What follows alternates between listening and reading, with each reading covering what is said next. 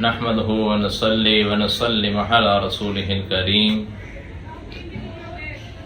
بہت سارے لوگ اس بات کو معلوم کرنا چاہتے ہیں اور بہت سارے لوگ اس بات میں شک میں ہیں کہ انسان کا ایک ظاہر ہوتا ہے اور ایک باطن ہوتا ہے۔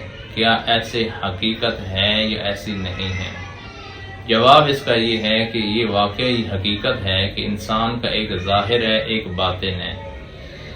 ظاہر انسان کے ظاہری اعضاء کو کہتے ہیں، مثلا آنکھ، کان، زبان، ہاتھ، یہ انسان کے ظاہری اعضاء ہیں، اس کو انسان کا ظاہر کہیں گے، اور ان اعضاء سے ہونے والے اعمال کو ظاہری اعمال کہیں گے۔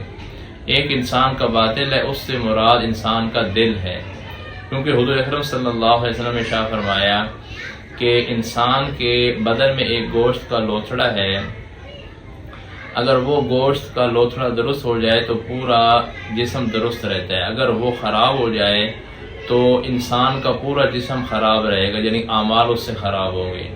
اور پھر فرمایا غور سے سن لو، الا وہی القلب، وہ انسان کا دل ہے۔ تو انسان کے دل کو انسان کا باطن کہتے ہیں، اور اس دل سے ہونے والے اعمال کو باطنی اعمال کہا جاتا ہے۔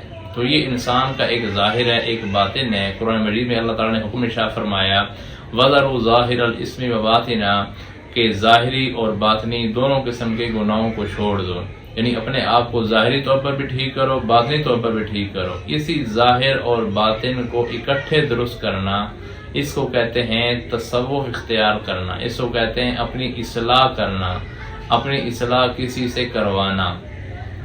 امید ہے آپ کو سمجھ آ گئی ہوگی یہ بات کہ انسان کا ظاہر کیا ہے، باطن کیا ہے، اور یہ ہم کیوں تقسیم کرتے ہیں۔ والسلام علیکم ورحمۃ اللہ وبرکاتہ۔